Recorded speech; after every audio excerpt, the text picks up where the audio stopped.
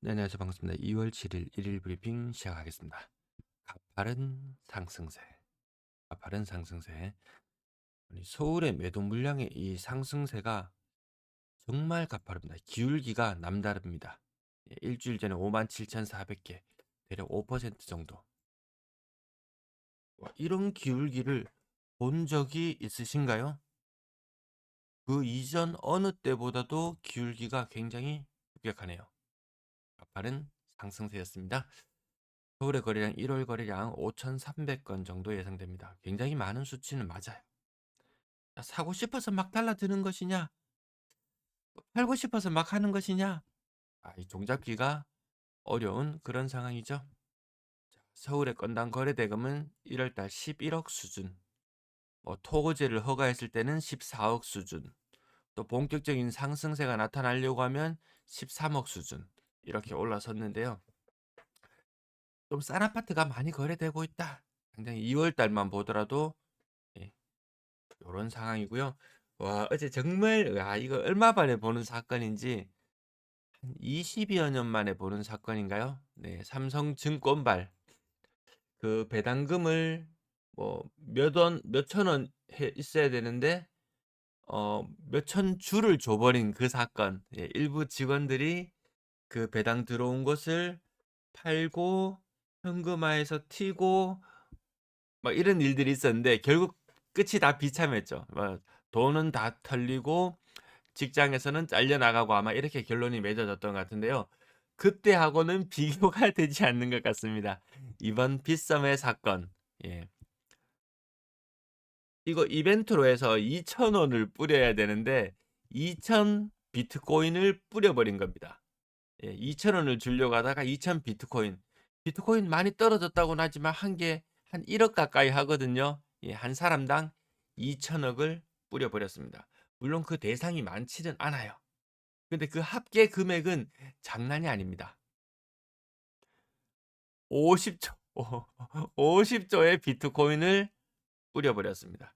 그래서 일부 사람들은 이게 뭐 계좌를 뭐 동결시키고 해갖고 환수를 했는데 또 일부 사람들은 그 개인 지갑으로 옮긴 사람도 있고 팔고 튄 사람도 있고 그래서 1억에 달했던 코인 가격이 한 8천만 원까지 순간적으로 쑥 빠지는 요런 사고가 있기도 했었습니다. 예. 9,800만 원짜리가 8,110만 원까지. 야, 빠르다 빨라. 야, 진짜 이게 가상자산이 맞구나. 댓글을 몇 개 보면요. 마음만 먹으면 얼마든지 가짜로 팔아치우고 감옥 몇 달 갔다 오면 되겠네. 뭐 이거 단순 실수였을지 이 원인도 진짜 이거 조사를 해서 나중에 나와봐야 되겠지만 정말 특이하지 않습니까? 단순 실수일 수도 있습니다. 근데 공모일 수도 있다라는 것. 야, 작정하고 이벤트를 가정하여 요거 공모의 의미가 그거죠. 이벤트를 가장하여 직원과 짜고 2,000원을 주기로 해 놓고 2,000억을 줘 버렸다. 와, 이게 어떻게 결론이 날지 정말 궁금합니다. 또 이거 팔고 튄 사람만 처벌할 것인지 다시 돈을 다 환수를 할 수 있을 것인지. 야, 비트코인이 마우스 딸깍하면 만들어진다라는 뭐 것부터 시작해서 굉장히 이제 커뮤니티가 시끄러워질 것 같습니다. 자, 똘똘한 한 채에 대한 경고. 2주택 이상인 사람도 53%가 양도세 중과 종료 잘했다라고 이야기합니다. 근데 2주택 이상의 사람의 8알이 일시적 1가구 2주택입니다, 사실. 요 크게 의미는 없지만 이런 경제지들이 납작 엎드리고 있다라는 거죠. 어제도 잠깐 언급드렸듯이 그 부분을 좀 봐야 됩니다. 그러면 경제지에서 이제 뭐 과거에 뭐 주가와 뭐 연관된 뭐 구속된 사례도 있고 이런 것들을 몇 가지를 봤을 때 또 지금 또 대대적인 조사를 하고 있고 뭐 세무조사하고 막 어지럽거든요. 그래서 정체 현 정권은 이 언론사 길들이기일 것이고 언론사는 또 이렇게 바람이 몰아칠 때는 또 납작 엎드려 가야 되는데 부동산에 대해서 정부가 아무리 네가 그런 대책을 내놔 봐야 소용이 없다라고 강하게 어필할 만한 언론사들이 자꾸 줄어들고 요런 것들만 자꾸 나오면 결국 뭐 양도세 중과되는 것이라든지 종부세라든지 이런 것들을 정당화시켜 버릴 수 있다라는 거죠. 양도세 매물 잠기면 끝까지 버틴다고? 그러면 더 힘들어질걸? 요렇게 대통령이 이야기를 한 부분에 있어서 언론에서는 이제 또 다른 카드가 있다라는 내용, 뭐 종부세 누구나 다 아는 거죠. 그 이전과 같은 종부세면 또 정권이 바뀌면 또 바뀌고 또 늘어줬다가 줄여줬다가 아마 이런 것들을 원천적으로 차단할 방안을 가지고 나오지 않을까 싶습니다. 15억 아파트 2개 가지고 있으면 한 개는 사회에 공헌하는 것이 됩니다. 아, 너 주식시장에 몰빵했지. 그리고 어제 떨어졌을 때는 댓글에 뭐 주식시장을 안 돼 망했어라고 막 이야기를 하고 그리고 저는 근데 부동산 떨어지는 거에 대해서 "야 폭락해라." 그리고 뭐 희열을 느끼고 이런 거 아니거든요. 야 이렇게 떨어질 수 있는 이 위험성에 대해서 그냥 알려드리고자 하는 취지인데 이분은 "네 꽃이다." 뭐 이런 식으로 뭐 다를 글을 달았던 것 같은데요. 뭐 크게 개의치는 않지만 한 개 가지고 와 봤습니다. 이게 이 정말 알 수가 없다. 예. 야간 선물 3 월물 보시면은 간밤에 나스닥 선물 2% 정도 상승하면서 우리 선물은 아마 뭐 엔비디아라든지 반도체 관련된 것이 큰 상승을 했었으니까 우리는 꽃배기로 거의 한국 시장은 지금 거의 시장 그 자체만으로도 미국 시장과 견주어 봤을 때는 이미 레버리지 그 상품이 아닌가 싶을 정도인데요. 어제 뭐 하락 사이드카 걸렸었나요? 5% 하락했던 시장이 그 반등을 하면서 1.5% 수준에서 장이 마감이 되었을 텐데요. 야간 선물이 4.3% 올랐으니까 실질적으로 어제 장은 3% 오른 거나 다름없다. 예, 이렇게 계산하면 되겠죠. 그러면 어제 하루 저점 대비 8% 상승입니다. 이 시장 지수가 8% 상승입니다. 미쳤습니다. 정말 미쳤습니다. 심지어는 이런 썰도 나오고 있어요. 지금은 해외 주식을 팔아서 국내 주식을 사면은 그 양도세를 일부 양도소득세를 깎아주는 그 뭐 5천만 원 한도이긴 하지만 그게 나왔으니까 그냥 떠도는 썰에 의하면 "야 집 팔아서 주식 사면 또 그것도 또 세제 혜택 줄게." 이런 그냥 썰이 나올 정도로 이쪽에 대한 것은 진심이다. 뭐 저는 한 뭐 2년 정도는 굉장히 좋지 않을까 뭐 이렇게 바라봅니다. 왜 그거는 제 생각이라기보다는 그 책 또 책 제목 또 이야기해야 되나요? 안 해도 되겠죠. 이 계단식으로 폭발할 때는 그 이전에 경험하지 못했던 그런 것을 경험하게 됩니다. 근데 이렇게 폭등 장세에서도 워낙 급등락이 심하다 보니까 이 탈탈 털리는 경우들이 생깁니다. 절대 이런 일이 제 시청자분들 너무 충격적인 요런 일들은 생기지 않기를 간절히 바라겠습니다. 뭐 미수 신용 몰빵 잘 되면 좋죠. 잘 되면 좋죠. 근데 그게 몸에 배어 버리면 언젠가는 골로 가더라. 그 한 공무원의 어 무대뽀 투자기, 무대뽀 투자기. 내 인생은 답이 없어. 모아 놓은 돈에다가 한 4억 정도 신용 뭐 하고 뭐 대출하고 해서 5 억을 몰빵했었죠. 어디에? 하이닉스에. 60만 원이던 하이닉스가 한 50만 원 초반까지 한 요렇게 급격하게 떨어졌었죠.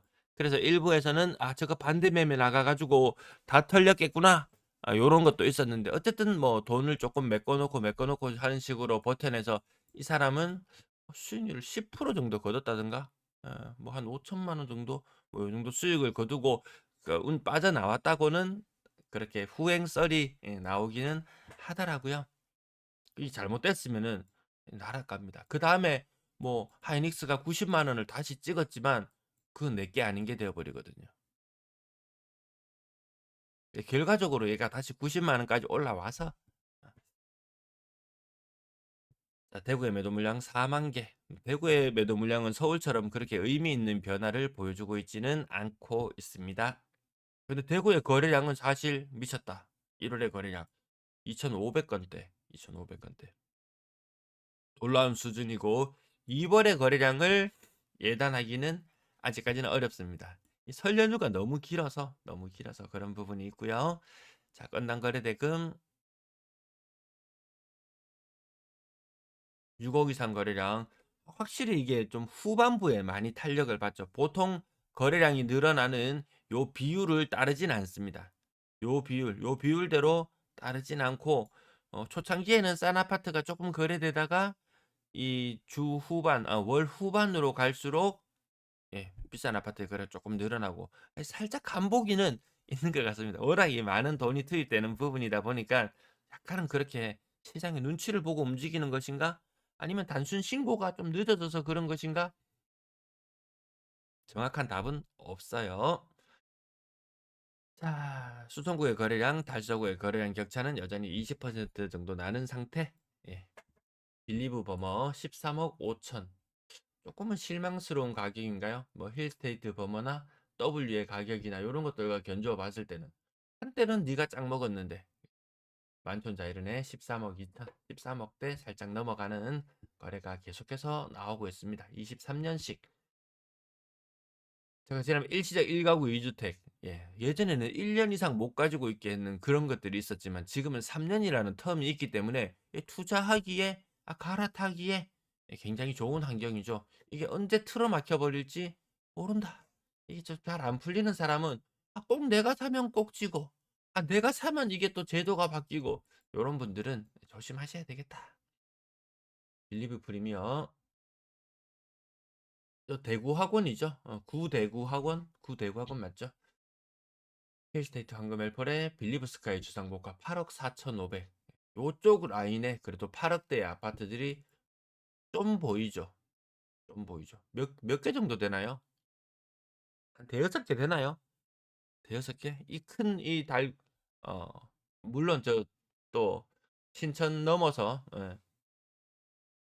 수성구 쪽이 물론 다르긴 하지만 달구벌대로 길거든요. 예전에 제가 그 몇 킬로미터인지 다 조사한 적도 있었는데 여기 어디 성주 들어가기 전부터 시작해서 저 경산 어디 들어가기 전까지인가요? 무진장 깁니다. 예. 뭐 달구벌 대로 라인 뭐 지하철 2호선 라인 이렇게 이야기하면 너무 방대해요. 보면 풀빛의 수로퍼 가격들 6억 이상 거래. 상윤화성 파크드림 58평형 오랜만에 거래 가격 보입니다. 7억 4,500. 58평이 7억 4,500. 15층이. 근데 그 옆에 짓고 있는 신축 아파트는 아마 이 가격 할 거예요. 이 가격.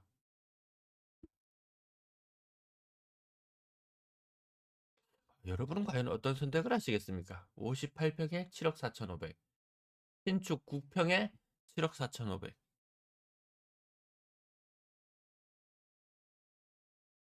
브라운스톤 버머. 과거에 좀 많이 이렇게 이름이 드높았던 곳들 예전 같진 않더라. 이게 은근히 또 세대 교체가 있죠. 예, 저런 신축 아파트 아까 뭐 빌리브 스카이라든지 알게 모르게 단기적으로 보면은 여기가 무조건 짱 먹는다. 여기가 대단할 것 같다. 이렇게 이야기했지만 또 10년 세월이 흐르고 또 20년 세월이 흐르는 과정 속에서 세대 교체가 서서히 진행되고 있었구나.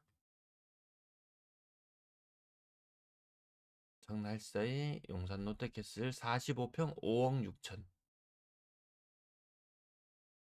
고점 대비 37% 하락. 여전히 이렇습니다. 세대 교체하고 반등하는 가운데 모든 것들이 다 똑같이 반등하는 거 아니더라. 자, 그러면 이제 키 맞추기 가야지.